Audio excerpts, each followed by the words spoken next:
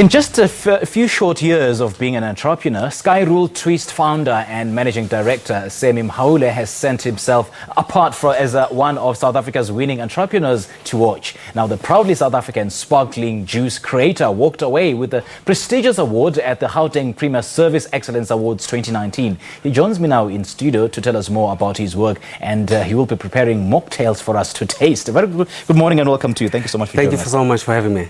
You know, starting a business is never easy. What are some of the challenges that you faced along the way? I think for me, starting a business at the age of 14, it was not necessarily a choice. It was because I come from a disadvantaged background, and that forces me to start selling ice cream in the street of Tembisa. But one of the biggest challenges that every entrepreneur's fund will be access to funding and also access to market. For me, it was a gradual process where I had to literally, step by step, introduce the product into the market up until the Skyrule Twyst was available into the shelves of the retailers. You know, I always say this to people that we are all entrepreneurs at heart, but the problem is finding the right business idea. How did you? For me, it was the World Cup. When World Cup was coming in 2010, I wanted something that I can introduce and sell within the hotel services. But then the funny thing happened after the World Cup. I then wanted something that will sort of like sustain the business up until one day when I was visiting my local supermarket. And for some reason, I wanted these specific flavors. And I asked the merchandising guy that, do you have this specific flavor? He says, no. Then immediately I ran home and started working on the project. 18 months, I'm incubating the project to make sure that the business thrives, and then voila, we've got the bottle. So basically, those who are still struggling with business ideas, the key thing is to find a gap in the market and then run with it. That's it. And I think one of the key things is that gut feeling. When you have that gut feeling, and you also need a little bit of luck to understand that, you know, is this what I'm passionate about? And more than the passion, you need the gift. You know, the gift will take you a long way. And my background is motor and marketing. So the two actually complement each other very well into my space right now, which is the beverage sector. Yeah. And I guess the willpower outweighs the luck issue. You know? That's it. You know, that's it. You gotta be willing to. Yeah. Through the ups and downs, what has kept you going throughout? I think the support of the structures of the family and friends, and also the belief that I want to make it. Once you see it as an entrepreneur, the vision, you know, I've always said that if you see, you know, many of the buildings, some of the entrepreneurs have passed away, but they've seen the vision.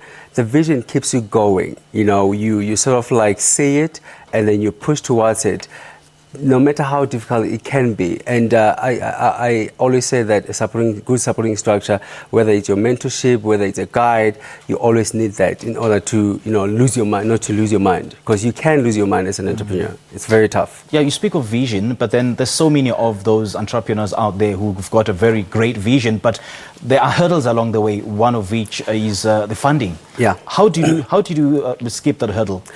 First of all, I think it's very important that, you know, as entrepreneurs, we don't mislead each other. Not everybody is born to be an entrepreneur. You know, some people are born to be entrepreneurs, some people are born to work, which there's nothing wrong with that. As an entrepreneur, you are designed to sustain yourself. You are built that way, you know. And then the external factors, whether it's education, whether it's, you know, your vision or whether your passion, that's literally sustain you up until you get to your destiny. But the funding model for us, we didn't have any funding up until we introduced it. And then it was a model of, you know, that has been used so many times, gradually reinvesting back into the business. We started with 5 liters, then we moved from 5 liters, we moved to the glass bottle. And then once we go to the glass bottle, we then move to the can. It was a gradual process where we say we're not taking any salaries, we're not enjoying any money from the business, we're reinvesting all the money back to the business. You know, as we're talking, I'm getting more thirsty. I'm thirsty for success, and I'm actually thirsty because I'm seeing some of the mocktails here right in front of me. And I'm going to invite your mixologist to come and do his magic here. You know, when you started, you're now winning awards. So where do you want to take your business? I mean, are you going to invite investors into your business to take it a step further? If it's going to be a business, that's going to be, it cannot be a one-man show or a family business. That's how I see it anyway. You know, I think where we are now, we're in a process where we are open to investment partners that they need to come in and entertain the offers. the main thing for me is to have a business that is sustainable for the next coming generation, my generation can live from, but the key thing as an entrepreneur, you need to understand when you have pushed your business so far and understanding the fact that you cannot do everything your sole self. So your strength is limited to start the business. Who's next? Who can take it to the next level? Okay. I think that's where we are right now, where we're saying the investors, we need to set up the board, because the sad thing that can really affect me. If anything happened to me right now, I haven't set up all of that. Does that mean Skyrule is gone? So you do advise entrepreneurs to invite investors to invest into the business? That's it, Does it not interfere with the initial vision of the company? For my structures, what I said, first of all, I need to understand whether I'm setting a business as a lifestyle, where I'm going to live from it, or I'm setting a business that's going to be a franchise model. Is it going to be a business that I can invite investors at the same time when we grow? Okay. The basic thing is to understand why you're starting the business. It's never a risk to invest in investors. And I've always said that I can only invite an investor once I'm ready, because I don't want anybody interfering with that. When they come in, we've got an agreement. They know their part, what they need to do, and either they're coming in for 5 years or they're coming in for the long term, but that agreement is there. But when you start from the beginning, that vision changes gradually, because you're looking for money, and you might be looking for expertise as well. That gets diluted immediately. Okay. But once you've run, it's a different kettle altogether. Do you have appetite for risk? I do. Okay. I'm a risk taker, and I wouldn't be where I am without a risk. I mean, when I started the company, one of the key things that I've done was to sell my house or sell my car, really? Because I believe so much in this concept. Yeah, I've had to let go of everything, and the sad thing is that when you have a group of peers that do not understand your vision, it gets so pressurized, you get depressed, you get stressed, and I doubt it if there's any entrepreneur that has never gone through any level of stress and depression. Okay, so let's talk about your mocktails. Which one would you say are the people's favorite? Both of them. You've got Skyrule Twyst apple with a twist of peach, and then you've also have red grape with a twist of blueberry. Both of them, they do different function. And when you taste Skyrule Twyst, you will taste as well. They actually have stages when you drink it. Okay. All right. Let's now cross over to the main desk, and Pearl is standing by with the mixologist. Ah, gosh, look at that. Look at that. Absolutely vibrant, very attractive. So I really want to know how this drink will make me feel afterwards, but I'll just let the mixologist mix something for me. And don't worry, it's a mocktail at home, okay? So nothing bad is in there. Am I right? Definitely. All right, go ahead. So today we're going to try 2 different variations. In fact, 3 variations. First, we're going to do their simple variations, which is grape with blueberry.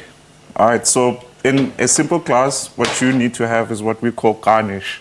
So garnish is practically all the herbs and all the fruits. I'm seeing a bit of mint, yes, some there's strawberries, mint, there's strawberries, mango. there's papayas, there's mangoes, and there's basil. All right. Oh, that's interesting. I usually cook a lot with basil. Yes, so basically what you need is herbs that will complement the whole drink. All right. Yes, okay. So you can also use stuff like black pepper. Oh. Yes. Okay. Some little bit of ginger. You learn something new every day. Definitely. So this is their range of blueberry with grape. All right. Yeah. So now we're going to do another variations where we're going to mix the 2. Okay. Yeah, okay. Just to get another whole new different. And that is an apple. This is an apple flavor. with peach flavor. Okay. Yeah. So this has already helped himself. So this is like more like a lady's drink. I think This is more like a that's why I lady's think we drink. were Don't make me drinking. feel bad now. Maybe he's trying to tell us something. Yeah.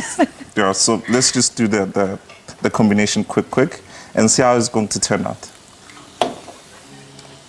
So by the way, these mixers are purely made just for pure enjoyment, especially if you want to mix it with a little bit of alcohol. Thank you. All right. So the key thing is not to overflood the glass with alcohol, too much alcohol. So what you need is just 1 finger.